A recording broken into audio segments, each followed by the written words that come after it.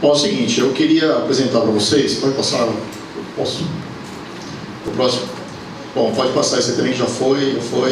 É o seguinte, a gente criou esse termo, modo petista de governar, e mesmo para aqueles e para aquelas que estão aqui que não são petistas, nós estamos nos guiando por aquilo que a gente tem de acúmulo, que é, digamos, a base a partir da qual a gente deve construir o nosso programa de governo. Nos anos 80, quando a gente fundou o PT, em 1980, portanto, há 36 anos atrás, a gente teve uma primeira geração dos dinossauros, como disse aqui o Moura, né?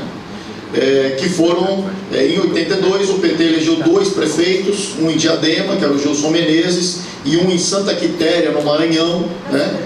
Que logo depois saiu do PT. O PT de 83 a 88 teve uma prefeitura que foi Diadema.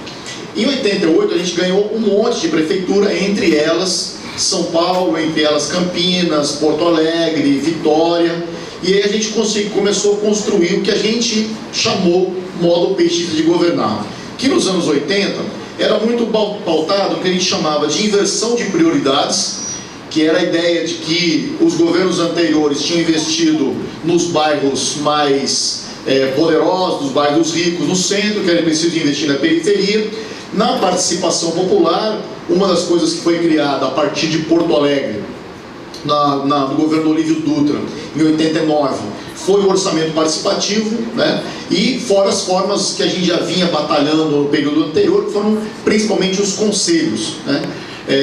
O orçamento participativo nasceu com este nome, porque aí uma controvérsia toda se já tinha isso em Vila Velha, se já teve isso em outros lugares, mas efetivamente com esse nome nasceu em Porto Alegre, a partir do governo do Olívio, num diálogo com a UAMPA, com a União das Associações de Moradores de Porto Alegre. E o eixo era a ideia de cidadania, que era o eixo da luta nossa, então, contra a ditadura militar, a ideia de cidadania e de direitos. Vamos lá? Nos anos 90, já no Brasil, em 1990, exatamente 15 de março de 1990, a gente começa um período em que as nossas prefeituras foram resistência ao neoliberalismo. O neoliberalismo era basicamente a privatização, a terceirização e a ideia de que, ao invés de direitos, o que o Estado tinha que fornecer era o que a gente chamava de políticas compensatórias. Isso foi em nível nacional com o Collor, mas tinha então um parâmetro internacional, que a gente chama que era voltado para o Deus mercado, né?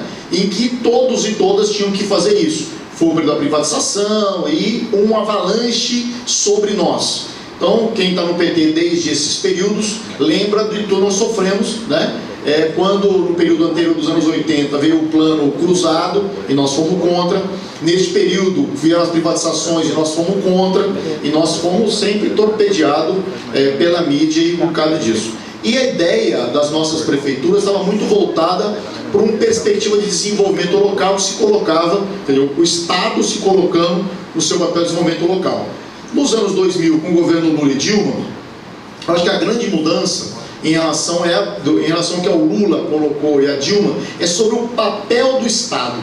O grande debate que ainda está por trás do que nós estamos discutindo em nível nacional, mas também em nível local, é qual é o papel do Estado, qual é o papel da prefeitura, né? Se ela no período anterior do neoliberalismo, ter políticas compensatórias para as pessoas que por um azar ou por incapacidade não conseguiram no mercado, né, ter saúde, não conseguiram comprar planos adequados de saúde, não conseguiram ter escola particular adequada, não conseguiram isso e aquilo, isso é política compensatória do Estado. Havia revisão do papel do Estado, que em nível nacional é feito pelo PAC, pelo Minha Casa Minha Vida, que é uma ideia de que o Estado deve sim coordenar, intervir na economia, incentivar, articular, e isso foi feito principalmente no governo do Lula e da Dilma.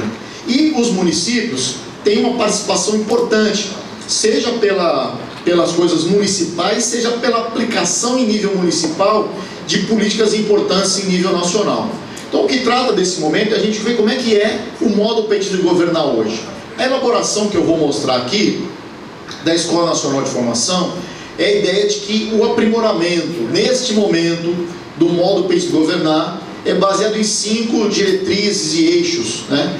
Essas diretrizes e eixos que a gente está apresentando, do meu ponto de vista, elas são eixos que devem ser transversais, ou seja, todos os grupos de trabalho aqui, os 13 grupos de trabalho que o Galeno apresentou, devem ter como pano de fundo do seu raciocínio sobre a cidade. O que o grupo de trabalho vai fazer? Ele vai ter um diagnóstico do que é a cidade de Ribeirão Preto no seu eixo, na educação, na saúde, na cultura, no lazer. O que é o diagnóstico? O que existe hoje, né? Como é que está hoje Ribeirão Preto no que é o nosso grupo de trabalho? E apresentar propostas para a sua área baseada nestes pressupostos, que são o desenvolvimento local sustentável, a participação popular e cidadã e o controle social, as políticas sociais e a realização de direitos, a construção de uma gestão ética, democrática e eficiente e o desenvolvimento urbano e rural nos municípios, com um corolário aqui que é o direito à cidade. Do ponto de vista de um programa de governo, eu penso que tem 3 questões que devem ser basilares, devem ser base de um programa progressista, de um programa avançado, de um programa do PT e seus aliados, dos partidos e daqueles e daquelas que nos movimentos sociais estão pensando um Brasil diferente, uma cidade diferente, uma Ribeirão Preto diferente, que são o planejamento. Um dos diferenciais do que a gente se propõe num governo municipal é a capacidade de planejamento, ou seja, nós estamos pensando que um programa e que um governo não se esgotam em 3 anos, não se esgotam em 4 anos e não podem simplesmente ficar respondendo às demandas. O planejamento é o que faz a diferença, é o que tem feito a diferença, obrigado, em nível nacional. O que os nossos governos têm feito no PPA, no planejamento de médio prazo para o país e vocês para Ribeirão Preto, isso é fundamental. A segunda é uma articulação entre as ações imediatas e ações estratégicas. O que é isso? Eu fui prefeito 8 anos e eu acho que cada prefeito, cada prefeita, cada secretário, cada gestor, cada gestora nossa tem que se perguntar em cada projeto, em cada ação, em cada coisa que for fazer, no que esse projeto está ajudando. E aí tem que fazer 2 perguntas. A primeira, o que está ajudando agora? Quem está ajudando a população agora? E a segunda pergunta é, o que é que esse projeto, essa ação, este programa vai ajudar a transformar o Brasil? Então, um governo nosso tem que pensar olhando o dia a dia e tem que olhar que nós temos um projeto de transformação para o Brasil, no qual o governo de Ribeirão, que nós vamos ganhar, no governo de Ribeirão que nós vamos exercer a partir do ano que vem, pode contribuir com esse aspecto geral. E o terceiro, eu acho que é o cultural, o combate ao patrimonialismo e ao clientelismo. Na minha opinião, o clientelismo e o patrimonialismo são 2 lados da mesma moeda. O patrimonialismo é a ideia de que diz, né, que veio de Portugal, que em Portugal o rei, ele não era só o governante, ele era dono das coisas, né? Então a corte ela era não só governante, mas era dona. Então as pessoas do governo podiam usufruir das coisas do país, das coisas do Estado em seu benefício. A ideia de patrimonialismo é a ideia de que o prefeito, a prefeita, o vereador, a vereadora, o secretário, a secretária, o gestor, a gestora podem usar as coisas para o seu benefício. E, na boa, a corrupção é parte do patrimonialismo. O que é a corrupção? A corrupção dos agentes públicos é usar do cargo que está exercendo para amealhar para si. Ou seja, é usar do patrimônio público como se seu fosse. Agora, o outro lado dessa moeda é o clientelismo. O que é o clientelismo? O clientelismo vem do conceito de cliente. Cliente na Roma antiga não é o cara que compra, cliente era o dependente, né? Então, cliente é o cara que depende de alguém, tá? E aí, por que é o outro lado? Porque a nossa sociedade aceita o clientelismo e agora está combatendo o patrimonialismo, mas são as duas faces da mesma coisa. O cidadão, a cidadã, a pessoa, né? Que aí a pessoa nem se considera cidadã, que chega para um vereador e pede um favor. Dá para você me arrumar um carro para levar minha sogra no médico não sei aonde, lá em São Paulo? Dá para você me arrumar um caminhão para fazer a mudança para o bairro X? Dá para você me arrumar um botijão de gás? Quem está fazendo isso é cliente. Mas quem está fazendo isso está admitindo o patrimonialismo. Porque por que o vereador, o agente público, vai dar um botijão de gás? Porque ele pode retirar o botijão de gás do patrimônio público. Porque ele pode usar do patrimônio público em benefício próprio. E já que ele pode usar em benefício próprio, por que não em benefício a mim, que sou o cliente dele, que votei nele? Então, nossa sociedade está corrompida, todinha, porque o clientelismo também é corrupto, porque ele é corruptor. Então, o nosso combate, e eu estou dizendo aqui para vocês, um cara que foi candidato 4 vezes, que foi prefeito eleito 2 vezes, e que, portanto, não estou nenhum sonhático que acha que a gente está, não sou nenhum, como é que chama, Don Quixote, tá certo? Mas acho que a gente tem uma missão, que é fazer a disputa ideológica e cultural, e o enraizamento, portanto, do clientelismo e do patrimonialismo, então, na sociedade, tá certo? Por isso é que a gente está propondo o seguinte: primeiro, a ideia de desenvolvimento local sustentável é uma ideia forte, porque inclusive a ONU decidiu agora, recentemente, como vocês sabem, que os países e os municípios têm os Objetivos de Desenvolvimento Sustentável. A ONU tinha os Objetivos de Desenvolvimento do Milênio, cuja expectativa era 2015, tá certo? Feito o balanço do que evoluiu, e o Brasil é um dos países que mais evoluiu, como vocês sabem, saiu do mapa da fome, etc, etc. A ONU agora considera 17 Objetivos do Desenvolvimento Sustentável, com a ideia de que tem objetivos a serem atingidos até 2030, tá certo? Tem um dos objetivos, o objetivo 11, diz respeito diretamente à cidade. Eu acho que no debate com a sociedade ribeirão pretana, a ideia de que o nosso programa de governo tem um vínculo com o que a ONU está preconizando como sendo objetivo do desenvolvimento sustentável, acho que é uma ideia forte para essa sociedade que tem, como é que fala?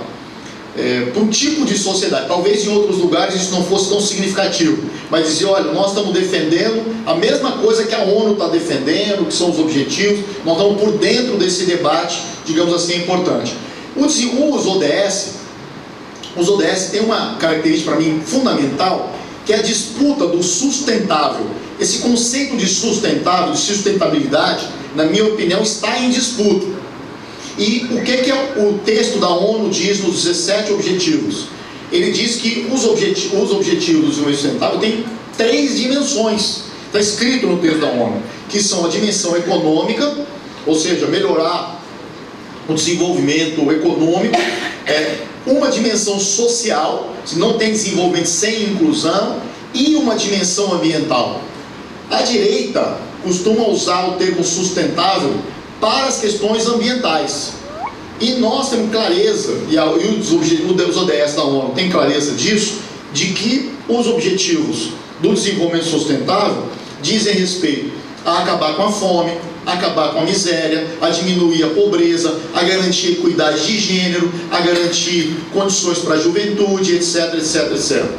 A garantir que não haja discriminação de nenhum tipo. Então, tudo isso faz parte dos ODS. E eu acho que isso é uma ideia forte hoje para o debate com a classe média metida a intelectualizada, com a classe média alta metida a internacionalizada, de que quem representa nem Ribeirão Preto, quem tem condições de Ribeirão Preto, de, digamos, linkar, de vincular, de fazer Ribeirão Preto nestes moldes, é o nosso programa de governo.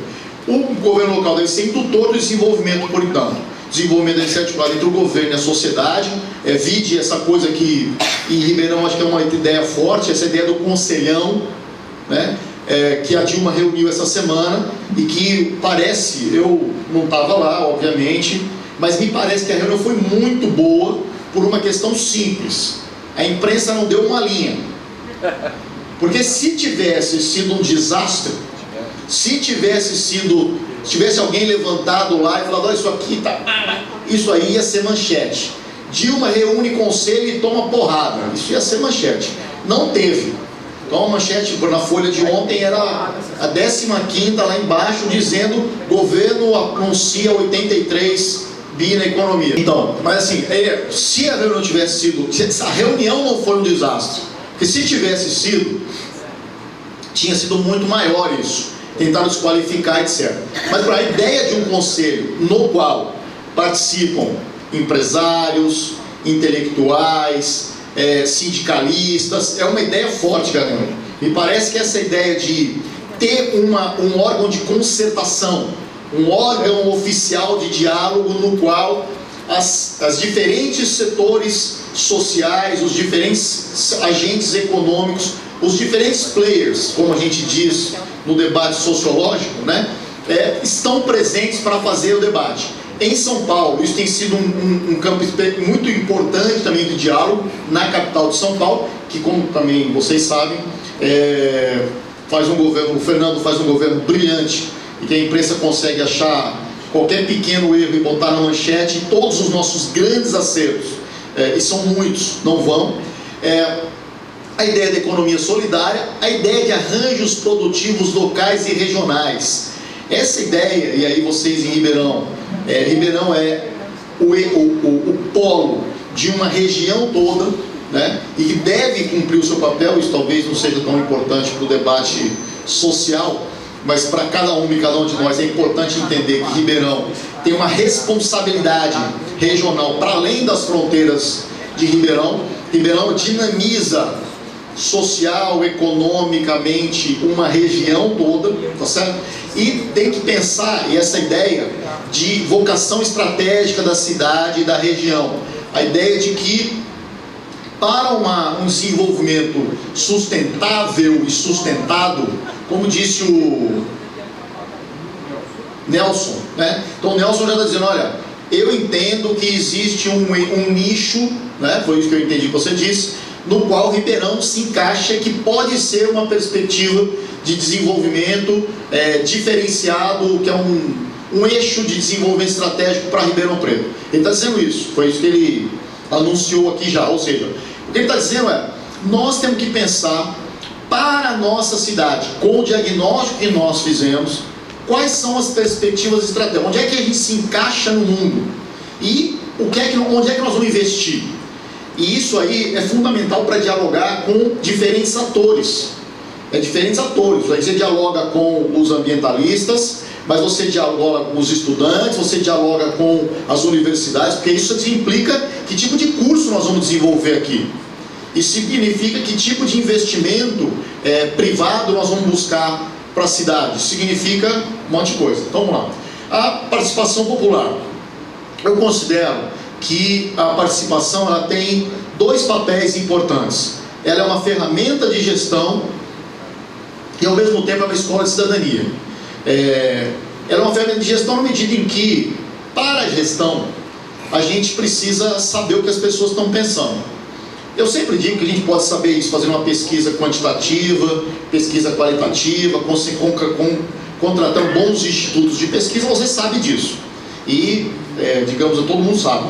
E tem um outro jeito que é você chamar as pessoas para conversar, como vocês estão fazendo no PGP, presencialmente e digitalmente, virtualmente, à distância, como vocês quiserem.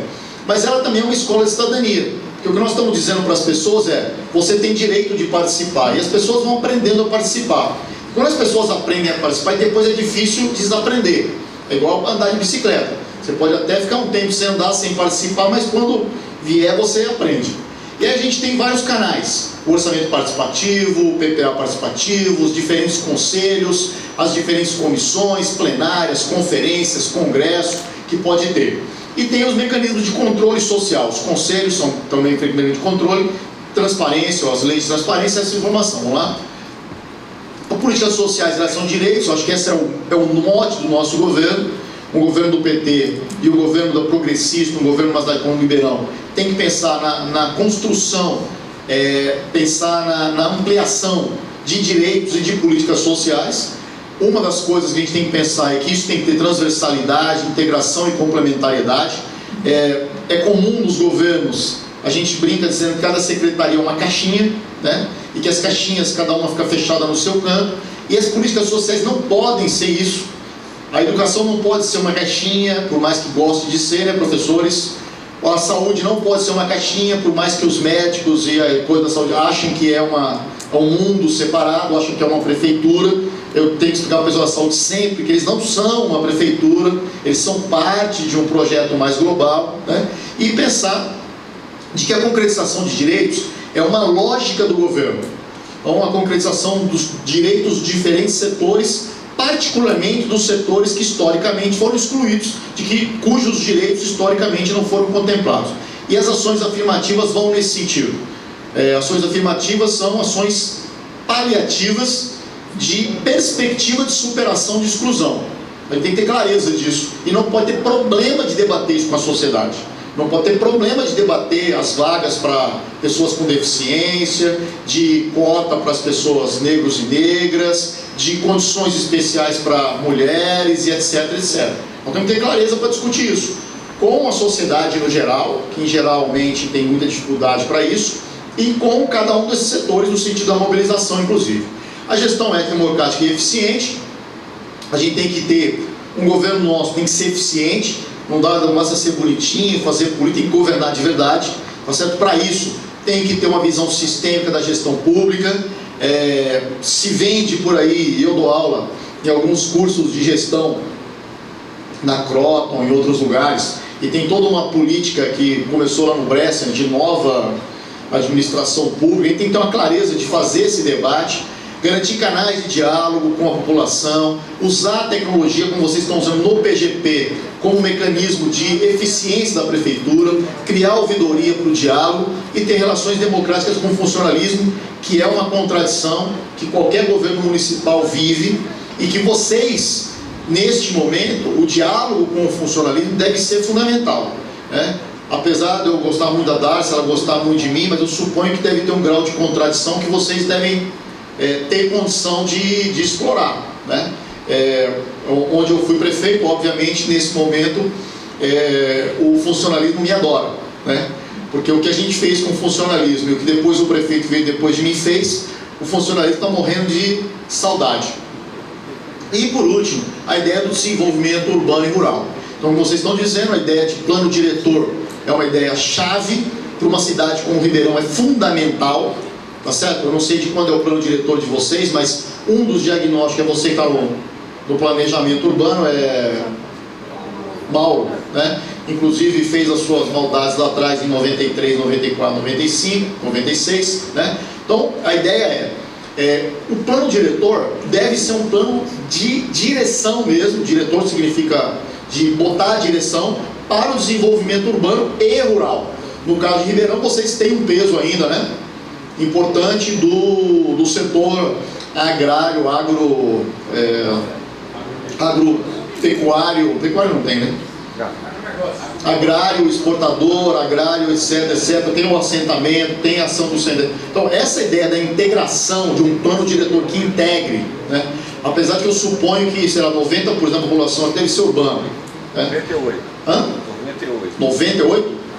A população é urbana, né? Apesar disso, tem que ter uma integração do urbano com o rural, né? E a ideia de pensar a reforma urbana de forma articulada, tá certo? Quer dizer, a ideia de que garantir que por transporte, mobilidade urbana, saneamento, democratização dos espaços públicos são ideias fortíssimas para um programa de governo e para o diálogo com a população. Uma das coisas que o capitalismo fez foi privatizar os espaços públicos, tá certo? Os espaços. Uma das coisas que a gente tem que discutir, assim, eu vou colocar uma coisa que não precisa estar no programa, mas que é um sonho meu, mas assim, nossas cidades foram feitas de forma a privilegiar sempre os interesses econômicos, os interesses especulativos e os interesses daqueles que são os poderosos. A revisão do conceito de urbano que a gente está operando em alguns lugares, então a pergunta principal é, eu costumo sempre brincar assim, olha, se você está andando com um carro e tem um buraco na rua, todo mundo fica cabreiro e xinga o prefeito, xinga a prefeita, bate o carro, entra com ação, né, doutor, contra o Estado porque bateu na via pública. E a via pública, obviamente, é responsabilidade da prefeitura. No entanto, as calçadas, que são chamadas de passeio público, não são responsabilidade absoluta de ninguém. A prefeitura diz que a responsabilidade é do dono da casa. Agora é engraçadíssimo, né? Porque assim, aquele pedacinho onde a gente tem que andar é responsabilidade do dono da casa. Agora a parte onde o carro anda é responsabilidade pública. Ou seja, nós, o povo, pagamos pelo asfalto. A parte em que as pessoas deveriam andar não tem responsabilidade. Eu suponho que Ribeirão, como a maioria, como todas as cidades brasileiras, as calçadas sejam intrafegáveis. Suponho, nem conheço direito, mas suponho que aquele lugar que um cadeirante não passa de jeito nenhum, que tem de vez em quando, tem um lugar em Florianópolis, isso me espanta muito, mas tem lugar para cego andar, tem aquelas coisas de cego, né? Para supostamente guia, que aí para a guia que tem um poste no meio, aí param assim, na boa, né? Então as calçadas não foram feitas para as pessoas andarem, e nós estamos vivendo, e eu acho que esse tipo de diálogo é um diálogo que tem apelo com setores importantíssimos da sociedade, setores da classe média, setores populares. Então a discussão sobre calçado, a discussão sobre ciclovias e ciclofaixas, é uma discussão que, como São Paulo fez uma revolução nesse sentido, e a imprensa tem que meter o pau no Fernando Haddad, então a imprensa diz lá que um senhor aposentado foi atropelado na ciclofaixa. Bom, tem um historiador, quem é o historiador aqui? Zé, né? Então assim, veja só, na minha conta aí, o matemático aqui, cadê o matemático? Assim, é simples, se eu tinha 1000 bicicletas andando na cidade, ocorria um atropelamento por ano. Se eu tenho 10.000, a tendência é ter 10 atropelamentos por ano. Se tiverem só 5, nós já evoluímos.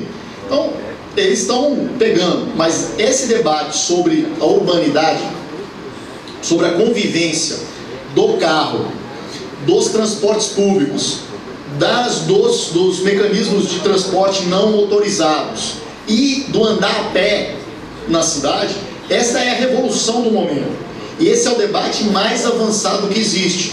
E esse debate, por mais que ele seja bastante progressista, e portanto ele tem ainda muita aresta, mas é um debate que nos abre diálogo com setores fundamentais.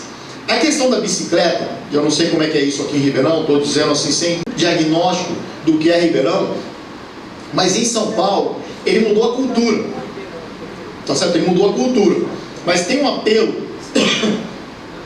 e ele consegue dialogar com setores muito importantes, porque ele significa com os ecologistas, porque é um meio de transporte não poluente, com a saúde, porque as pessoas andando de bicicleta elas têm mais, adoecem menos, com a mobilidade, porque tira carro, cada pessoa com carro, uma pessoa com bicicleta ocupa um espaço desse tamanho, e uma pessoa com carro ocupa um espaço desse tamanho. Então tira do trânsito, um debate fundamental, essa ideia das outras formas de mobilidade. E eu acho que tem como fazer esse debate e trazer esses setores, e fazer esses setores não só nos apoiarem, não só estarem presentes, mas fazer o debate na sociedade. E eu não tenho dúvida nenhuma que o nosso programa de governo é o que vai estar mais avançado nesse sentido. E por último, eu acho que o direito à cidade é o eixo condutor do governo petista.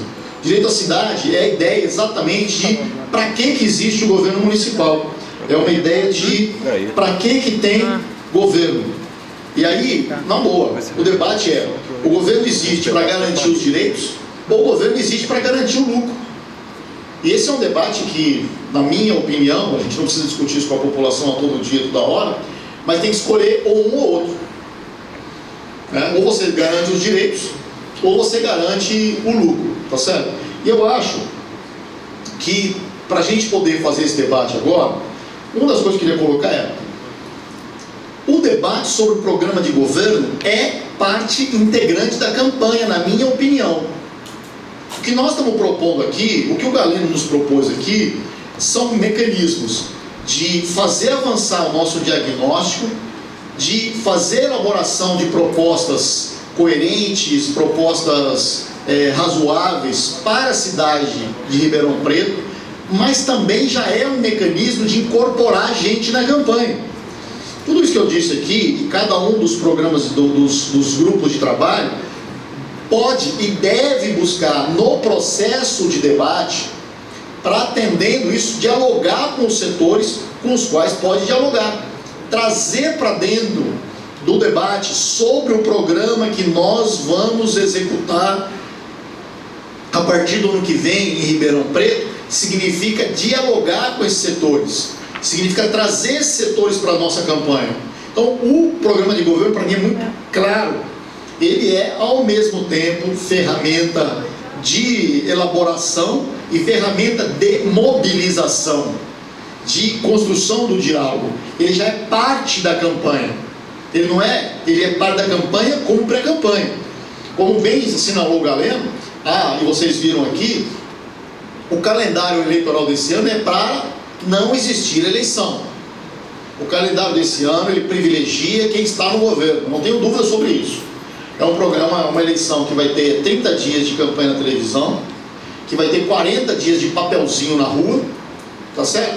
Que ninguém, e aí a dificuldade nossa, e por isso é importante o PGP, por isso é importante começar desde já, apresentar uma cara nova. A eleição, essa regra que o Eduardo Cunha e os seus pupilos aprovaram, é uma campanha que está dizendo assim, traduzindo no corintiano, está proibido apresentar uma cara nova nessa eleição. É mais ou menos isso, essa lei eleitoral. Ela está dizendo, uma cara nova não vai entrar. Porque em 30 dias, em 40 dias, sem R$1, sem doação só de CPF, etc., é impossível. Então, o que nós estamos propondo, o que vocês estão fazendo, é dizer, nós vamos começar a eleição, a campanha dia 15 de agosto. Nós vamos começar a campanha dia 31 de janeiro. Né? Fazer o quê? Fazer o debate com bairros, com territorialidade e com setores sociais. Então é importante para o diálogo que vocês têm que criar aqui, nos diversos grupos, com as igrejas, por exemplo. E aí, Galeno, pessoal parado, eu achava que eu dizia assim, quando eu era candidato. Aí eu falava, gente, eu tenho que falar com os pastores. Aí eu pensei, mas os pastores não gostam de você. Eu falei, tudo bem, mas eles têm que saber que eu existo. Eles têm que saber que eu estou aqui, eles têm que me conhecer. Aí tinha um pastor em Várzea, da Assembleia de Deus, que é assim, a maior igreja lá, depois da católica, né? E o cara não gostava de mim, obviamente, né? E aí eu fui me apresentar, e fui discutindo, e fui pressionando, e fui indo, e conversando com a base dele. Chegou nos finalmente da campanha, claro que ele já sabe, que tinha visto também que a gente já tinha avançado nas bases dele, e já mudou de opinião, e já me liberou para ir no púlpito, e já... Então assim, a gente tem que buscar o programa para poder esse tipo de ponte. Então, com as igrejas, com os clubes, com os times, com os arquitetos, com os professores, com os funcionários da saúde. Assim, na saúde não é médico, a gente tem que saber disso. Saúde não é médico, tá certo? Mas são funcionários e funcionárias, gente que atua na área da saúde, né? Então, acho que essa é a possibilidade que nós temos. Portanto, o que os grupos de trabalho devem fazer, na minha opinião, é diagnóstico, conteúdo e articulação e mobilização. Então, a gente não pode separar uma coisa da outra, não pode achar que a gente faz, e aí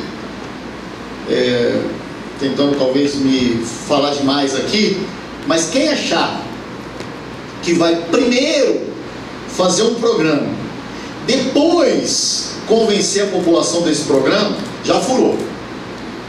Não tem um antes e um depois. Você vai construir o programa no diálogo e no processo de construção do programa agregar pessoas e setores sociais à nossa campanha. Então não pense que primeiro eu vou estudar a cidade, depois eu vou inventar, criar propostas e projetos bons para a cidade, e quando eu tiver isso pronto, eu vou mostrar para a população. Vai ser tarde, vou avisando vocês. Inês será morta, certo? Então esqueçam, tem que chamar a população de já para participar. No caso da participação à distância, né? No caso das redes, uma cidade que tem quantos mil eleitores? Mais de 400 mil eleitores, nós estamos falando aqui de milhares de pessoas que vão mandar opinião. Quem for o administrador diz, né, Zé Alfredo, tem que ter muito sangue frio, porque são milhares de opiniões e centenas que vão nos xingar, centenas que vão bater daqui para cima, e você tem que respirar e não responder aquilo que você gostaria imediatamente de responder. Mas eu acho importante isso. O nome disso, Programa de Governo Participativo, significa, a marca disso é o diálogo, a marca disso é a participação. E eu insisto, para concluir, o programa de governo não é anterior à campanha. Presta atenção. O programa de governo não é anterior à campanha, ele não precede a campanha, ele é parte integrante da campanha. O debate sobre o programa de governo é parte da campanha. Não esqueçam, não vamos ter grandes propostas para depois chamar o povo para conhecê-las, será tarde. Nós vamos construir essas propostas no diálogo. E eu acho que assim, fazer como vocês estão propondo aqui, fazer plenárias, reuniões, e aí, na situação que nós estamos em Ribeirão e no país, reunião não é com centenas de pessoas não, tá? Reunião é com 10, vale. Reunião com 20 vale também, tá certo? Reunião com 5 de vez em quando vale, tá certo? E reunião no bairro, reuniões plenárias, reunião com setores sociais. E alguns setores a gente tem que mapear, aí a coordenação, mapear professores, gente da saúde, urbanistas, gente que tem capilaridade, que tem base social, é fundamental para a gente trazer para o debate.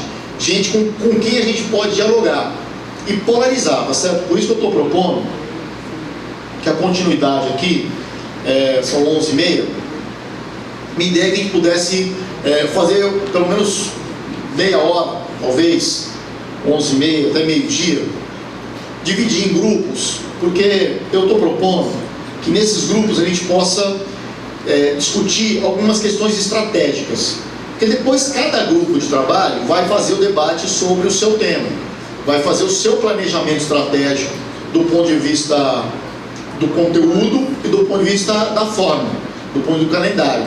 Eu estou propondo que a gente discuta agora 3 questões que eu acho que são estratégicas para o programa de governo, que são: que tipo de proposta não pode faltar no nosso programa de governo? Poucas, né, vamos fazer o programa de governo aqui. Que proposta, e isso é um debate importante para a gente começar, que proposta pode, do ponto de vista de vocês, polarizar a sociedade ribeirão-pretana? O que polariza? E a terceira é: que proposta deve ser o carro-chefe da campanha? Tá certo? Nós vamos ter um programa de governo com 13 grupos de trabalho. Cada grupo de trabalho vai elaborar 20 propostas. Então significa que nós vamos ter um programa com 260 propostas. Vocês têm que ter clareza. Quem tem 260 propostas não vai ter nenhuma, porque o panfleto não cabe 260 propostas. Vou avisando vocês, quem ainda não sabe, que não cabe 260 propostas num programa. Não cabe na televisão. Se você apresentar 5 por dia, são, como disse o Galeno, são 30 dias desses 30, 15 é para vereador, 15 é para prefeito, tira o saldo, vai sobrar uns 10 programas de televisão. 10 programas de televisão gravados, viu, Davi, no celular. Porque dinheiro não vai ter, aqueles estúdios etc, né? Vai ser 10 dias. Se você dividir 260 propostas, em 10 dias dá 26 por dia. Vocês vão ter uns 3 minutinhos na televisão. Ninguém aqui tem vocação para painéis. Não vai rolar. Então é importante, 260 propostas é importante, porque por que é importante ter as 260 propostas? Porque com essas 5 eu vou conversar com os professores, com essas 3 eu vou conversar com os ambientalistas, com essas 5 eu vou apresentar para fulano, com essas 10 eu vou apresentar para os empresários, com essas 8 eu vou apresentar para o pessoal da tecnologia, com essas 3 eu vou discutir com as mulheres, com os negros e negras, com a juventude. Então é importante ter 260 propostas, mas no debate com a sociedade eu também preciso ter clareza que dessas eu tenho uma ou duas que eu acho que eu vou polarizar, tá certo? E se a gente puder, e aí assim, numa campanha, a marca é tudo. A marca é tudo. E é muito difícil marcar, tá certo? Eu estou falando para vocês, é muito difícil conseguir ter uma marca. Então a marca é, por exemplo, a campanha do Fernando Haddad. O que as pessoas votaram nele era o novo. Como diz o Mário Reale, lá em Diadema também, porque lá em Diadema passa a mesma televisão de São Paulo, e as pessoas também votaram no novo, que era o outro, que era o cara do PV, né? Então, o novo. Essa era a marca, que o João Santana achou que era a marca em 2012. Este ano de 2016, a gente tem que pensar nisso. Qual é o foco? O que vai estar polarizando a sociedade ribeirão-pretana? É um pouco a análise do que foi o governo da Darcy nesses 8 anos. É um pouco a gente lembrando que foi o nosso governo de 2000, mas está longe. O de 92 esquece, viu, Mauro, né? 92 esquece, Mauro. Só nós lembramos. Agora, a maioria dos eleitores e eleitoras de Ribeirão não estavam aqui em 92, saibam disso. A maioria não votou no Palocci em 92. Tá certo? Quantos votos o Palocci teve? Alguém sabe? Não teve 50 mil. 111 mil em 92? 111 mil. Em 92 tinha segundo turno? Tinha. Nas cidades. Assim, 111 no segundo turno. Então assim, hoje precisaria pelo menos o dobro. Dessas 111, bom, não adianta, não é isso. Vamos polarizar em cima do que foi o governo da Darcy, quais são as nossas propostas, o que a gente vai ter. A gente está nesse clima nacional contrário a gente vai ter que fazer o debate sobre as coisas da cidade. Tá certo? Uma coisa que sempre foi o nosso ponto forte, nós somos o time do Lula, nós somos o time da Dilma. Nós não somos, não vamos dizer que não somos, mas não é isso que vai polarizar mais, tá certo? Não é isso que vai polarizar mais. O que vai polarizar é quem vai resolver o problema da cidade ribeirão-pretana. E aí o encalacramento, é o travamento no desenvolvimento. Com quem que eu consigo dialogar com isso? Essas são as questões que vocês têm que pensar, tá certo? Então, minha proposta é a seguinte, 11h40, é que nós somos em 40 pessoas, quem fizesse 4 grupos de 10, pode ser, galera? Então, um grupo aqui, um grupo lá e um grupo lá, para não dispersar muito, a não ser que, cadê o Cláudio? Que queira que faça de outro jeito, Cláudio. Também a proposta é a seguinte, como vocês estão meio assim mesmo, então assim, esse grupo aqui, cada 10 pessoas, fica 10 pessoas aqui, 10 aqui, 10 ali e 10 ali, tudo bem? Dividam-se como vocês quiserem, não mais de 10, porque isso vai ser simples, não vai ter problema, aqui não vai ter muito esse negócio de juntar galera, não tem galera, não tem problema, tá bom? E aí eu vou tentar, acho que não tem aí no meu... Então é o seguinte, vamos lá, as questões são, que tipo de proposta não pode faltar no PGP, que proposta ou propostas podem polarizar a sociedade ribeirão-pretana, E que proposta pode ou deve ser o carro-chefe da nossa campanha? Está claro isso? Então, 1. O que não pode faltar? 2. O que pode polarizar? 3. Proposta carro-chefe. Ok? Então, meia hora só para isso. Pode começar a dividir. O povo daqui de fugiu para lá. Então lá. 1, 2, 3, 4, 5, 6, 7, 8, 9, 10. Claro. O grupo lá do fundo, quem que vai falar em nome do grupo do fundo? Lucas. É Lucas, né? Vamos lá, Lucas.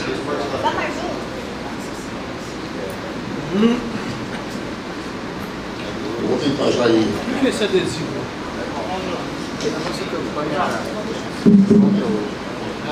De agrotóxicos e transgênicos. Popular. Hã? Não. Bom, então a gente...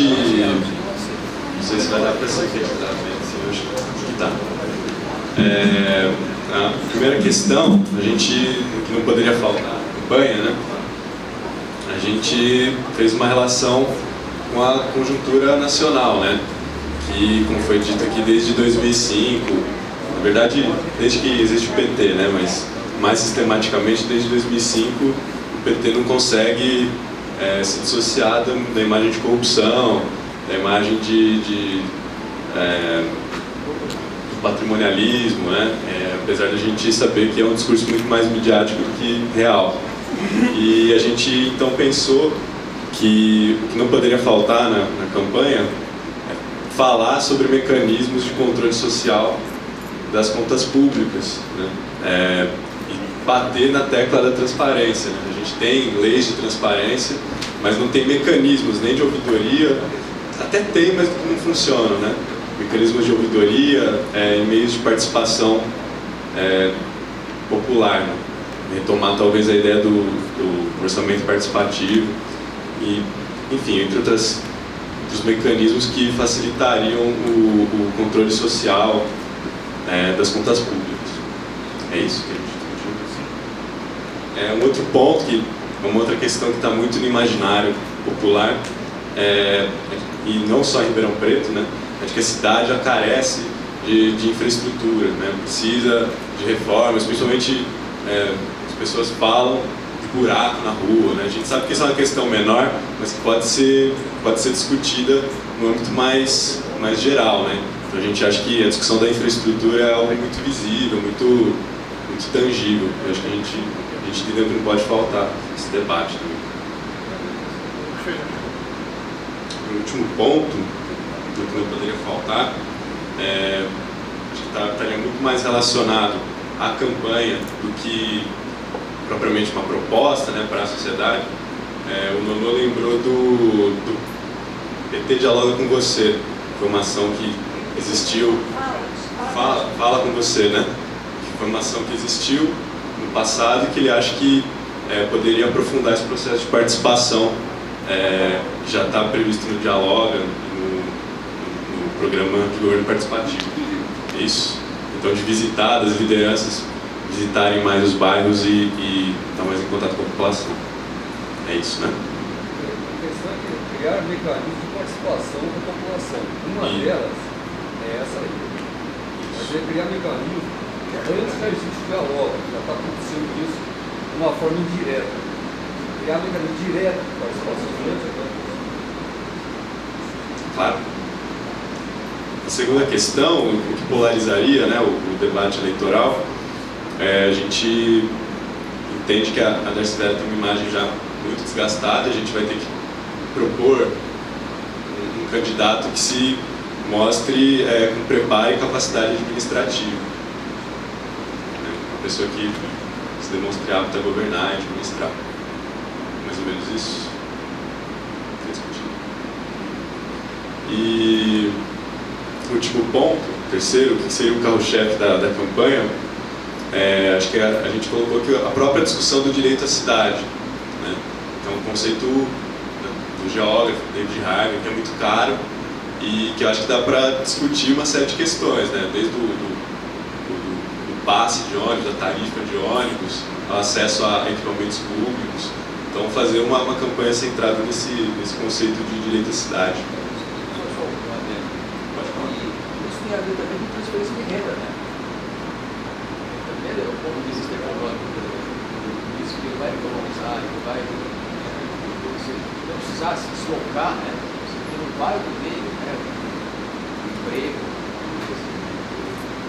e um acesso ao transporte, ele vai valorizar para pegar emprego.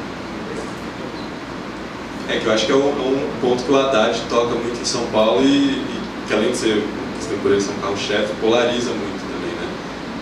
Polariza até de um jeito meio perigoso, assim, a gente fazer ciclovia hoje virou coisa de comunista e tal, mas eu acho que atrai setores importantes da população. Pra gente pintar de vermelho, igual São Paulo. O grupo daqui, quem quer vai falar?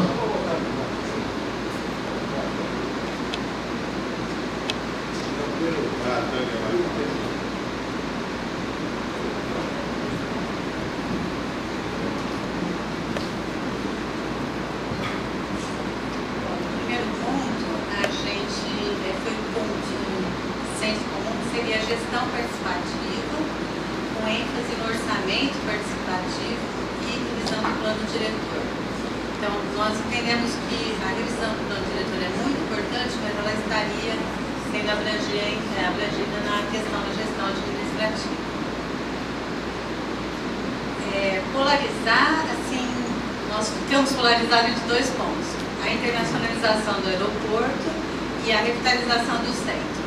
Mas nós cremos que o mais urgente e emergente é a questão do aeroporto. Então, a internacionalização com a mudança de local. E o terceiro ponto, também ficou muito claro que nós queremos discutir o jovem, né? Então, entendemos que o jovem está com demanda forte, estão com necessidade de ser, de novo, tido como um primeiro plano. Então, pensamos num nome assim, tipo Ribeirão Jovem, mas nós gostaríamos que fosse a juventude. Meu grupo, o carro-chefe. Meu grupo tem mais alguma coisa, Raquel? Então tá, obrigada. Outro grupo?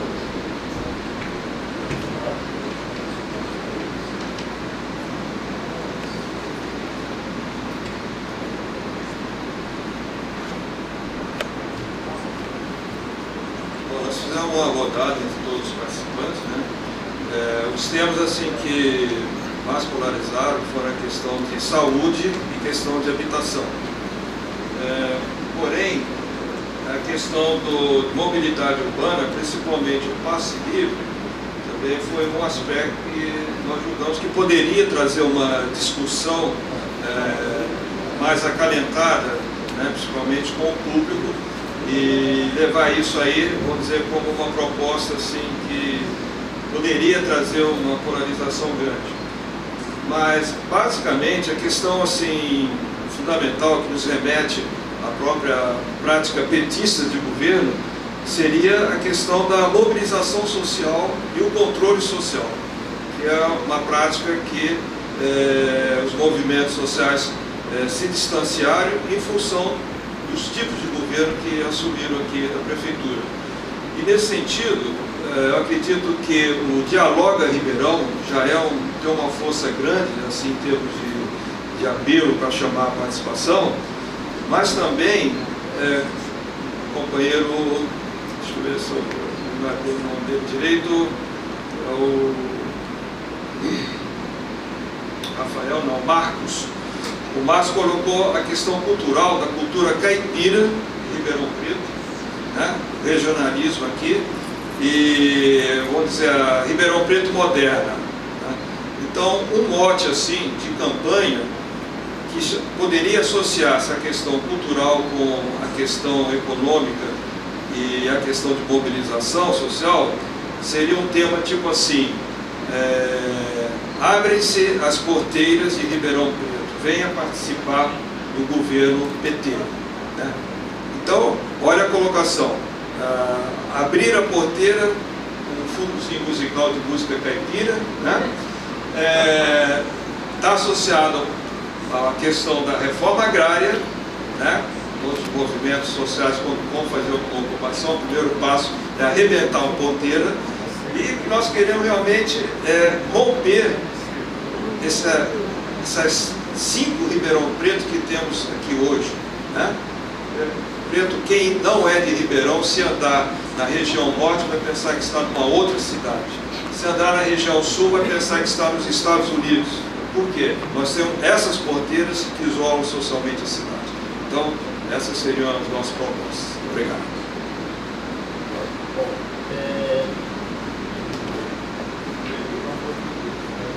Eram 4, mas alguns debandaram antes e ficaram 3. Houve no meio da confusão, como diz o Pará, a gente fez uma fusão. Uma coligação e ampliou um pouco cada um dos... Bom, é o seguinte, eu acho que os grupos foram muito bem. Acho que a lógica mesmo é essa de tentar usar essa massa crítica que a gente reuniu aqui hoje para pensar algumas coisas mais estratégicas que podem dar marca. E aí, assim, o que nós estamos discutindo aqui, por enquanto, que as pessoas apresentaram, como vocês perceberam, são coisas gerais do programa que não dizem respeito a um ou outro grupo de trabalho específico, né? São coisas gerais que, portanto, devem ser pensadas em cada grupo de trabalho. Então, sobre mecanismos de controle social, sobre os recursos públicos, essa ideia de o que está na pauta da mídia é a corrupção. Então, o que nós estamos dizendo aqui nós vamos apresentar um programa de governo que já vai pensar, antes de ser governo, em mecanismos de garantia de que não vai haver corrupção. Então, é um tema que vai, se eu entendi, ao encontro do debate que as pessoas estão fazendo na cidade, né? E sobre a participação social, então, na destinação dos recursos públicos. Então, é o controle sobre a arrecadação, sobre o quanto tem, e o controle sobre onde vai gastar, né? Prestação de contas, orçamento participativo, e aí as coisas que vocês podem pensar, né? Nos idos de 1990, lá em Capuí, no Ceará, uma das poucas prefeituras que a gente tinha, o prefeito lá, é deputado federal agora, botar... Não é mesmo? De Capuí não. Ele botava no muro, a cidade pequena botava no muro da cidade o orçamento, para a forma de transparência. Bom, o Ribeirão, do tamanho que tem, nas condições que tem, mas você pode pensar e dizer que vai ter uma coisa online da arrecadação. Você vai ter todo dia no site da prefeitura todas as concorrências, vai estar lá tudo que vai estar, todos os preços que a prefeitura está pagando. São transparência, e aí você pode fazer uma transparência total, Davi. Isso já tem, a questão é o entendimento do cidadão. Não, é isso. Você vai ter que dizer isso na campanha. Nós vamos botar no site todo dia. De forma fácil. Eu estou dizendo assim, o que o Davi está dizendo, se eu estou entendendo, tem coisas que a própria legislação exige que a prefeitura tenha. Isso é uma coisa, está lá. Se você for cavar, e os grupos aqui vão cavar, o próximo passo que nós vamos falar aqui, né, já está lá, isso é uma coisa. A segunda coisa que vocês estão dizendo está lá, não é suficiente para que as pessoas possam acessar, não é suficiente para que as pessoas possam conhecer. A terceira coisa que eu entendi que o Davi está dizendo nós vamos ter que dizer na campanha, e aí é a comunicação da campanha, nós vamos dizer coisas que a gente não vai explicar muito. A campanha é campanha. Então vamos dizer, nós vamos ter transparência total, vai estar tudo na internet. Você não tem que explicar mais do que isso. Porque aí como eu falo, a comunicação é a comunicação.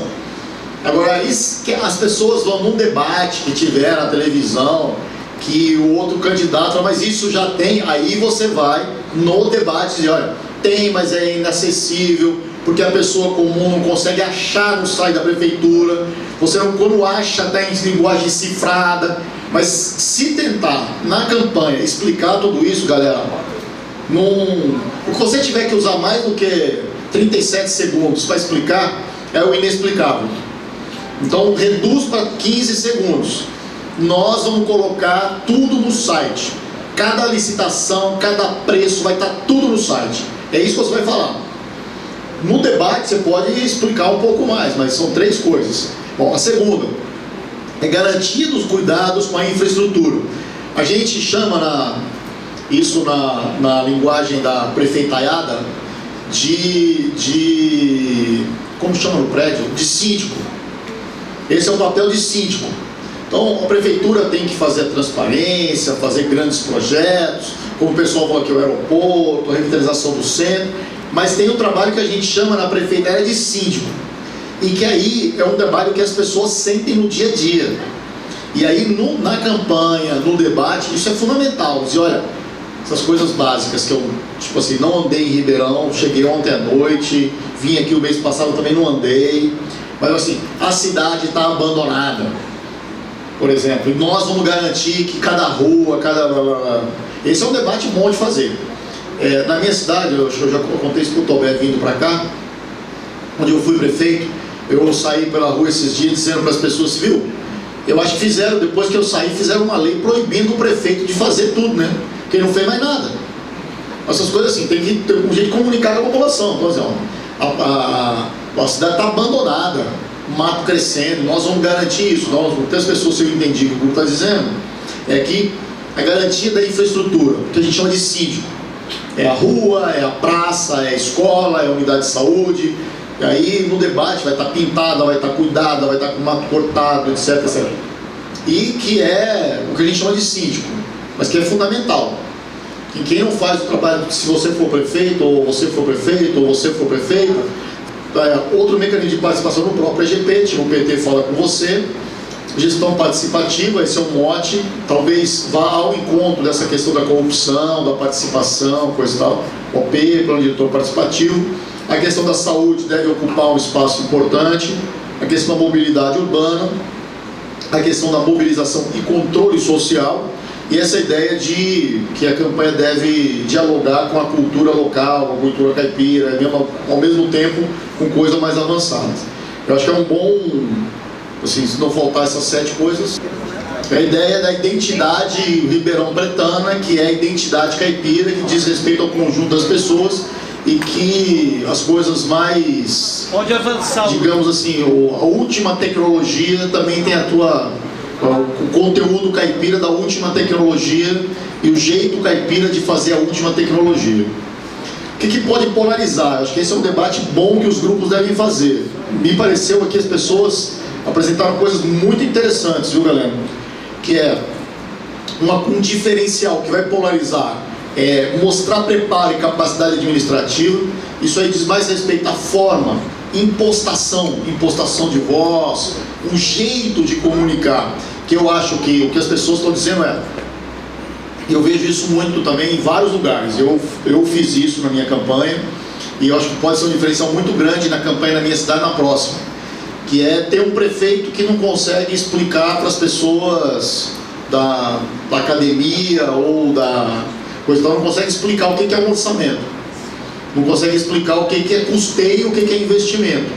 E aí tem alguém que vai dizer, olha, uma visão um pouco, se eu vou traduzir aqui no corintiano, meio professoral, mas é assim, eu sei o que eu estou falando, eu entendo o que eu estou falando, eu tenho capacidade administrativa, eu conheço, essa coisa é muito legal, eu conheço fulano, cicrana, que vai me ajudar, inclusive, coisa e tal.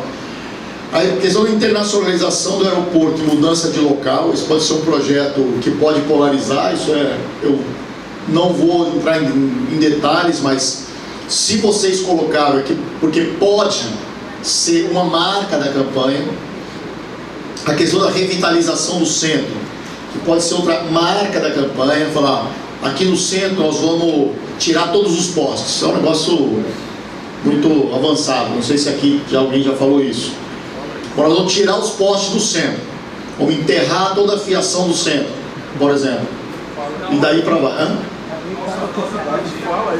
Mas não vamos fazer, sei lá. Mas o que vocês estão dizendo nós podemos apresentar uma proposta em relação ao centro da cidade que pode polarizar a sociedade ribeirão-pretana, que vai dizer, polarizar significa, as pessoas no mercado vão discutir, Polarizar significa alguém nosso candidato, a nossa candidata, vai falar isso na televisão, nós vamos fazer isso, e no dia seguinte, as pessoas na fila do supermercado, na fila do ônibus, vão falar, pô, você viu o que o cara falou? Pô, será que isso vale a pena mesmo? Será que não é muito caro construir um novo aeroporto? Será que isso é polarizar? Bom, e outra coisa que poderia polarizar é a ideia do passe livre. A ideia de nós vamos implantar aqui um sistema em que o ônibus vai ser gratuito, e aí assim, juntando uma coisa com a outra, ele é um mote de campanha, porque você diz para dialogar com um monte de gente, olha, nós vamos aqui, o ônibus aqui vai ser gratuito. 2, você polariza, que as pessoas vão discutir no bar, no mercado, se vai mesmo, se não vai. Será? Tem que tomar cuidado com isso. Será mesmo? Você acredita nisso? Ah, mas não fez em lugar nenhum. Quem que fez isso? Aí o grupo de trabalho vai ter que buscar experiências. Maricá, que botou um ônibus, o Quaquá botou lá um ônibus gratuito, uma linha, vermelhinho que ele chama lá, né? O povo da cidade conhece por vermelhinho. Os vermelhinhos do Quaquá, né? Que fazem o transporte gratuito, mas tem agudos também, no interior de São Paulo, Jardinópolis, que tem o gratuito. Então assim, é uma coisa que pode polarizar. Você pode polarizar, tem que ver como é que o grupo de trabalho organiza a proposta, mas ela com certeza é uma proposta que polariza, mas ela tem que combinar com aquela coisa lá em cima que colocaram, que é mostrar preparo e capacidade administrativa. Eu ia falar isso, porque dá pode dar certo. Ah. Por isso, você apresentar uma proposta dessa, tem que apresentar com elementos e vai dizer, olha, nós podemos fazer isso. E aí, juntando com esse primeiro item que pode polarizar, é ter condições de falar assim, não, eu conheço a experiência XYZ, nós temos no orçamento municipal este pedaço aqui, com mais isso aqui, com mais aquilo ali, que vai garantir isso, alguma coisa. Então, aí vocês podem, eu estou assim, nós vamos chegar aqui na proposta em si, mas é uma proposta que, o que estamos discutindo aqui, importante, eu acho que é muito importante isso, é uma proposta que pode polarizar a sociedade ribeirão-bretana. E eu acho que esse tipo de proposta é o que pode, principalmente nas condições nas quais nós vamos disputar a próxima eleição, é uma proposta deste tipo que pode fazer você ir para a dianteira. Só um parênteses, a melhor forma de campanha que eu já vi e que eu nunca consegui fazer é fazer uma proposta dessa na televisão e botar gente nossa para discutir isso no ônibus. Então lança um negócio desse, a oposição, a nós. Então, assim, veja só, eu nunca consegui fazer. O que eu fiz em 2004, quando eu me elegi prefeito, foi que a gente não, mas era uma questão financeira, a gente não tinha dinheiro para fazer campanha. Então o que eu fiz? O que eu fazia? Eu entrava no ônibus, pagava a passagem e fazia um discurso no ônibus. Sério? E fiquei assim, foi mega conhecido. Assim, eu entrava, pagava a passagem, esperava o ônibus encher e fazia um discurso. Aí descia, pegava o próximo, descia, pegava o próximo. E como a gente não tinha dinheiro para fazer comício mesmo, e eu dava aula toda noite, não tinha dinheiro para fazer comício, eu brincava de manhã, pegava aqueles ônibus, aqueles bairros e chegava 9 horas da manhã e falava, bom gente, hoje eu falei com 3 mil pessoas, é mais do que encher um comício. Eu peguei 10 ônibus, cada um com 80 pessoas, são 800 pessoas que eu falei. Então, agora, uma proposta dessa a articulação do programa de governo constrói uma proposta sustentável, ou seja, que quem vai apresentar seja capaz de defender, de mostrar, de compreender, de debater, porque vai ter debate na televisão, e os outros vão destruir, e os outros vão mostrar que não pode, que não dá, que é risível, que é ridículo. Então tem que ter sustentabilidade, tem que articular isso com a presença social. Então lança um negócio polarizador, bota gente no ônibus para comentar, e gente vai dizer, vou entrar no ônibus, para mim uma máxima que cada um de nós revolucionários temos que ter em mente, que é um texto do Gorky, no A Mãe, quando quem leu, ou seja, quem assistiu, que o Brecht fez em termos de peça, que o cara começa a se reunir com as pessoas, começa a reunir com os grupos revolucionários da casa dele e esconde da mãe, porque a mãe não vai ser capaz de entender o que os jovens revolucionários estão debatendo, o marxismo, etc. Aí quando a mãe descobre, ele fala, não, então, aí a mãe fala assim, bom, gente, que a situação está ruim, isso eu sabia. O que eu não sabia é que pode mudar. Então o que você me diz é, todo mundo sabe que a passagem é cara. Agora, a nossa novidade é dizer que a passagem pode não ser cara, pode inclusive ser gratuita. Bom, não vamos entrar em detalhe, aí fica para o grupo de trabalho discutir. Carro-chefe da campanha, essa discussão do conceito da cidade e a ideia de voltar para a juventude, né? De Ribeirão Jovem, juventude. Essa questão da juventude é fatal, de alguma maneira a campanha vai ter que tratá-la e vai ter que tratá-la com muita atenção e carinho, tá certo? Bom, o que eu queria mostrar aqui com esse debate é que eu acho que assim, a gente tem muito trabalho a fazer agora. Esse debate foi só um esquenta, tá certo? O que cada grupo tem que fazer agora? Cada grupo aqui tem um coordenador. Esse coordenador, essa coordenadora vai chamar outras pessoas. O que são as tarefas que a gente está saindo aqui? Então, primeiro, eu acho que cada grupo deve mapear pessoas que deveriam ser convidadas para participar do grupo. Quem são essas pessoas? São intelectuais, acadêmicos que manjam do tema. São pessoas dos movimentos sociais que lidam com o tema no dia a dia e por isso manjam também. Uns manjam porque estudaram e leram, outros manjam porque vivem e debatem no dia a dia. Mas os dois conhecimentos são fundamentais para o nosso programa de governo. São pessoas da área acadêmica, pessoas de gestão, pessoas do movimento social. Esse caldo é o caldo bom de programa, tá certo? Então, era legal cada coordenador juntar um grupo de pessoas e dizer, quem mais a gente devia chamar? Pensando em quebrar o corporativismo. Então, reforma urbana não pode ter só arquiteto, tem que ter o povo do movimento de moradia, tem que ter o povo e assim por diante.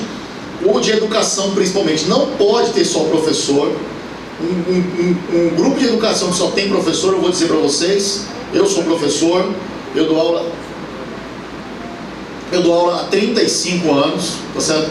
Fui professor minha vida inteira, sou professor. Durante os 8 anos que eu fui prefeito e professor, continuei dando aula, dou aula de História da Educação, continuo dando aula. E sei que assim, um grupo de trabalho só de professores só vai falar que o problema é o salário. É a minha raça e por isso não tem problema de falar isso, tá certo? Então, trabalho, na minha opinião, galera, trampo número 1 de cada coordenador é juntar um pouquinho de gente e pensar quem são as mais gente que devem ser chamadas. 2, como é que faz um diagnóstico daquela situação no município? E o diagnóstico é concreto. Vocês perceberam que o que nós discutimos aqui foi coisas legais. Legal. Agora, quanto é o ônibus? Quanto é o custo da passagem do ônibus aqui? O debate sobre o passe livre em São Paulo, que está sendo muito bom, na minha opinião, porque o movimento do passe livre está dizendo, olha, em síntese, transporte também é direito. Se a educação é gratuita, se a saúde é gratuita, o transporte tem que ser gratuito. Resposta do prefeito, pode ser gratuito, só que essa gratuidade custa X milhões. Resposta da sociedade, que o prefeito deveria fazer, na minha opinião, esse é o problema o prefeito deveria falar para a sociedade, olha, vamos discutir aqui, para fazer o passe livre custa X milhões, está aqui o orçamento, da onde nós vamos chamar os X milhões? Nós vamos criar, o que é a minha proposta, que tem que ser em nível nacional, vamos criar uma CID sobre os combustíveis, que vai render mais X milhões, e nós vamos aumentar o subsídio e baratear a passagem, mas esse é o debate que a gente tem que fazer. Agora, qual é a situação real em Ribeirão? Qual é o IPK, o índice de passageiro por quilômetro que tem aqui em Ribeirão? Qual é o custo, etc, para poder ter o debate. Então, o diagnóstico, e aí cada grupo de trabalho e os coordenadores, as coordenadoras têm que se ligar nisso, caçar informação na internet, caçar informação com pessoas que conhecem da área. Isso é muito importante, inclusive gente da própria prefeitura, que vocês sabem disso. Então tem um programa de habitação, o Minha Casa Minha Vida, deve ter aqui em Ribeirão Preto, a Darcy deve estar entregando 1 quilo de 1 quilo de apartamento do Minha Casa Minha Vida. Tem que ter gente lá que vai dizer quanto custou, o que foi. O candidato ou a candidata tem que estar com dados. E o diagnóstico que os grupos de trabalho têm que fornecer para o candidato ou para a candidata tem que ser muito substanciais, tem que ser muito concretos. Quer ser a maior deslize é um candidato ou uma candidata num debate na televisão. Qual que é a Rede Globo aqui? Como é que chama? A IPTV aqui de Ribeirão, num debate, o candidato ser destruído por falar uma coisa que está fora completamente da realidade. Então, construir o diagnóstico mais preciso possível, desde coisas simples que tem que estar no diagnóstico. Por exemplo, quantos professores tem na rede municipal de ensino? Quantas escolas? Quantas crianças? Quanto custa? O que a prefeitura tem? A prefeitura aqui dá uniforme? A prefeitura dá material escolar? Quanto custa isso, por exemplo, que era a minha área? A saúde, quantas unidades tem? Quantos médicos tem? Quantos médicos do mais médicos tem? Qual que é o déficit que tem? Quanto cada um atende? Esses dados, cada grupo deve construir. Tá certo? Quais são as políticas para mulheres que tem aqui implantadas na cidade de Ribeirão? Qual é o impacto de cada uma dessas políticas, se existem? Porque o diagnóstico é base para depois poder fazer proposta em cima. Tá certo? Então, construir o diagnóstico é caçar informação. Então, cada grupo de trabalho deve procurar pessoas, porque aquela velha história, né? Eu posso não saber tudo, mas eu tenho que saber quem sabe. Essa é a função do coordenador, da coordenadora. Não tem que saber tudo, mas tem que saber quem sabe. Eu não sei disso, mas eu vou ligar e vou conseguir essa informação. Bom, dos programas, é importante que cada grupo de trabalho possa acessar outros programas para ter criatividade, para ter ideia. Então é bom pegar o programa de outras cidades, pega o programa de São Paulo, do Fernando Haddad, pega o programa que vocês apresentaram aqui em 92 ainda, que pelo que falaram que foi um bom programa. Segundo o Galeno, o programa de 92 foi muito avançado, de 2000 já foi, vamos ganhar mesmo, e temos um candidato bom, né? O programa de governo que o Padilha apresentou em 2014, que o Mercadante apresentou em 2010, que são programas estaduais, mas que podem ter projetos e propostas que podem ser traduzidos em nível municipal. Ninguém cria do nada, como já diria Lavoisier, né? Assim, você olha o que alguém fez e cria em cima daquilo. Então é importante ter diagnóstico de um lado e conhecer propostas que foram feitas ou foram articuladas ou foram realizadas por prefeituras, do PT de preferência. Mas se elas foram realizadas por prefeitura, é um dado fortíssimo. Falou, não, olha, nós vamos fazer isso e lá não sei aonde a gente fez e funcionou, né? Bom, por último, tem que depois pensar, aí o Zé Alfredo e outros vão pensar como é que divulga tudo isso, como é que faz a comunicação. Porque uma coisa é a proposta, outra coisa é como ela vai ser falada. Pode deixar que a Globo divulga para nós. Como é que é? Pode deixar que a Globo divulga gratuitamente. Isso, pelo menos aquilo que for para detonar a gente, ela vai divulgar gratuitamente. Por último, duas coisas. A primeira é muita reunião. E muita reunião para poder ouvir. Isso é fundamental. Tá certo? Assim, sentir a temperatura é tudo. E ouvir as pessoas. Às vezes você ganha mais a pessoa de ouvir ela falar do que de tentar explicar para ela alguma coisa que ela não quer ouvir. Tá certo? Então, muita reunião para ouvir. Vai no bairro, deixa desfilar, aquele monte de gente, o Galeno é bom, o Parada é bom, o pessoal aqui vai dizer, senta na mesa lá, e aquele pessoal vai ouvir, porque é o cara do bairro, porque é o médico, porque é o buraco, porque é a árvore, porque eu pedi para cortar a árvore na minha rua e não cortaram, porque tinha... Deixa eu falar. E aí vai construindo o candidato, a candidata, o coordenador, a coordenadora do grupo de trabalho, vai construindo uma síntese de como é que resolve, como é que responde aquilo. tá certo? E depois faz uma síntese. Mas ouvir é fundamental, e muita reunião para ouvir. Reunião de bairro, reunião de grupo, reunião de setor, reunião de professor, que vai reclamar tudo, reunião de gente da saúde, reunião de ambientalista, que vai fazer aqueles discursos de proteção de não sei o que, de proteção de não sei o que lá. Os ambientalistas sempre vêm com um monte de, como é que fala, um arcabouço enorme, né? Coisa e tal, mas faz reunião com ambientalista.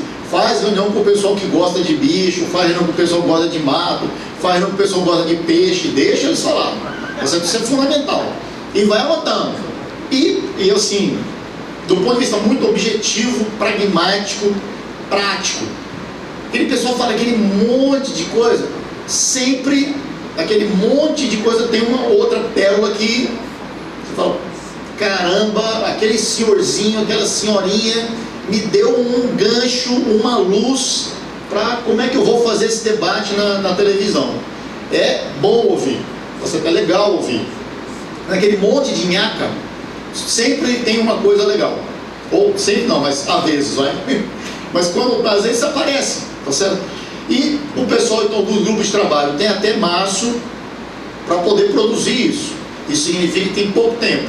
Tem o carnaval no meio, a semana que vem já. Então é sair daqui, juntar. Quem mais a gente vai chamar para participar desse grupo? 2.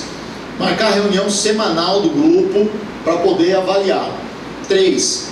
Distribuir entre as pessoas que já estão no grupo quem vai buscar informação de que e aonde.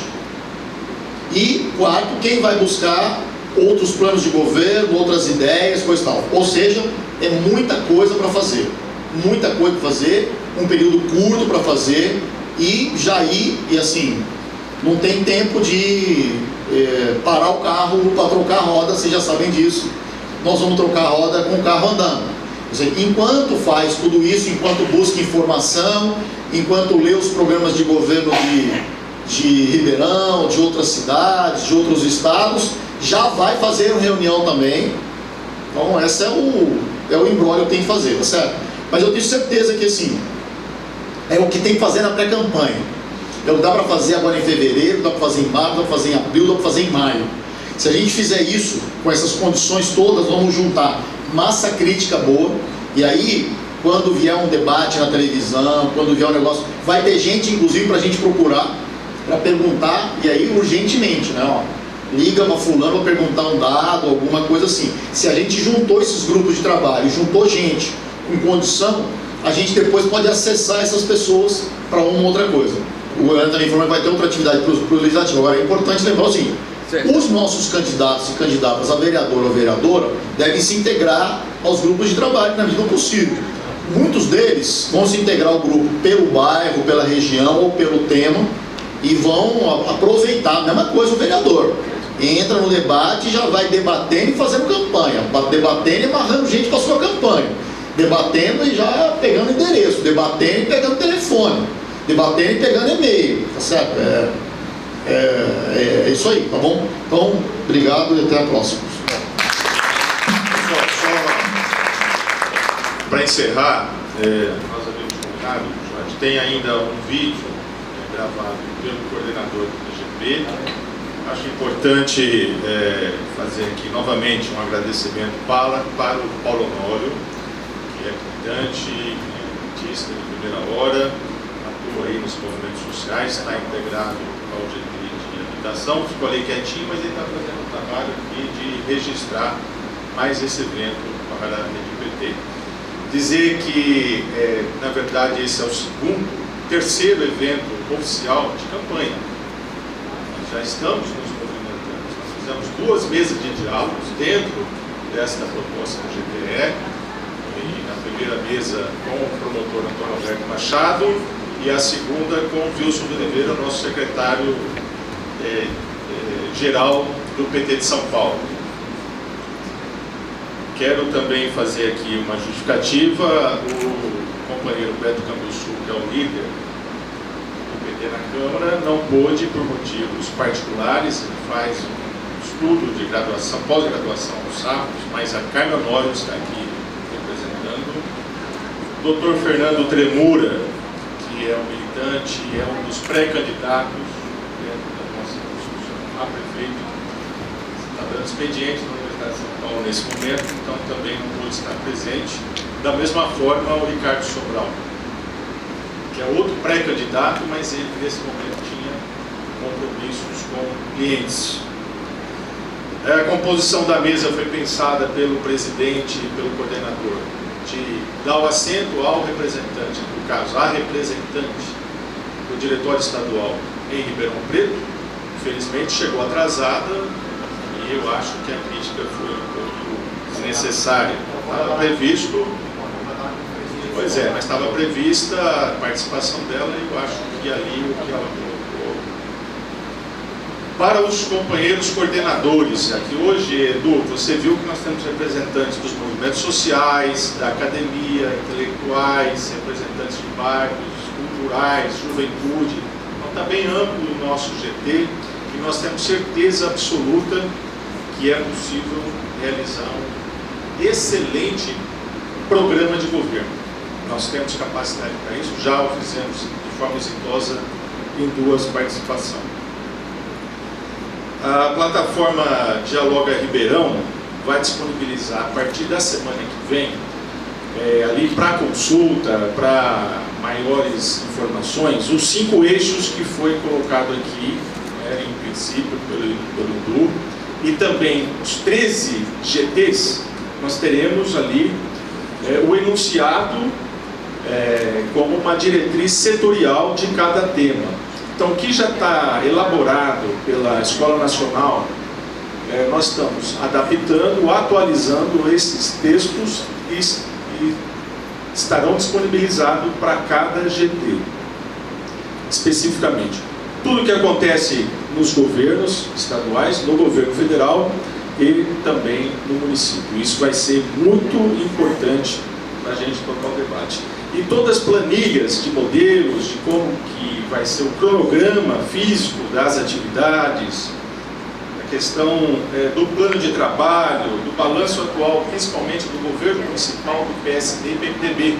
Nós temos que ter um balanço atualizadíssimo, né, de tudo que foi realizado, o que foi prometido e não cumprido, o que está existente nessa cidade, o que é de origem do governo federal, que é 90%, enfim, tudo isso também disponibilizado a partir da semana que vem na plataforma Dialoga Ribeirão, para que possa facilitar o trabalho.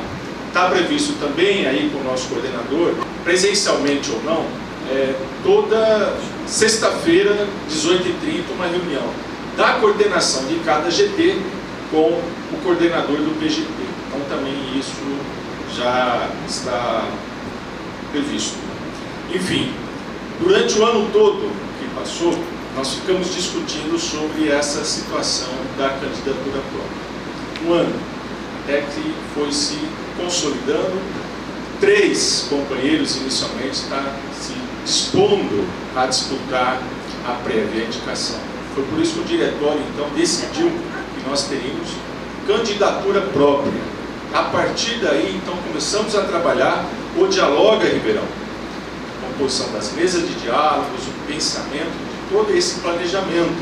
Nós não estaremos aqui agora, e não estamos perdendo tempo, se já não tivéssemos essa política discutida no diretório.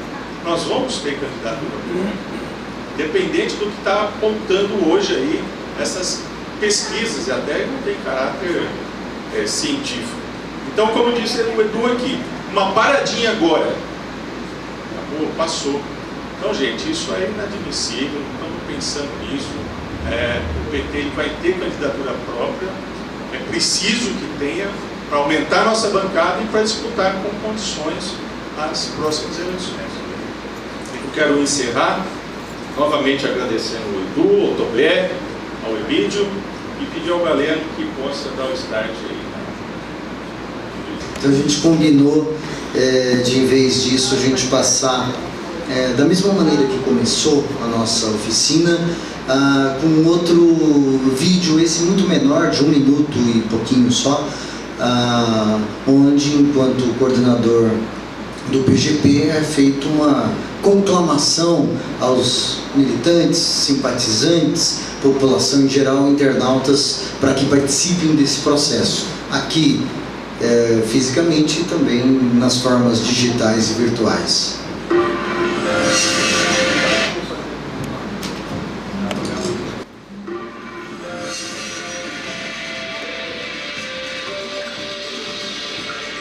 As eleições de 2016 são um novo desafio para o PT. O eleitorado quer eleger bons governantes, mas principalmente ter um bom projeto de cidade em que possa confiar e abraçar. Por isso, nossa prioridade deve ser apresentar soluções inovadoras e execuíveis para os problemas da cidade, articuladas com os programas federais. Um bom programa de governo é essencial para se ter uma campanha de alto nível, com debate político de qualidade e propostas que melhorem efetivamente a vida da população.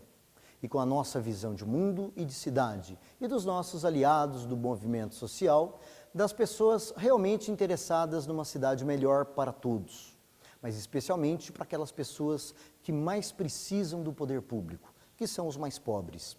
Construir um programa de governo é uma função primordial do partido e um desafio que também se traduz em oportunidades para ampliar os espaços, para construir relações com os vários setores sociais e políticos e fazer uma análise profunda da conjuntura.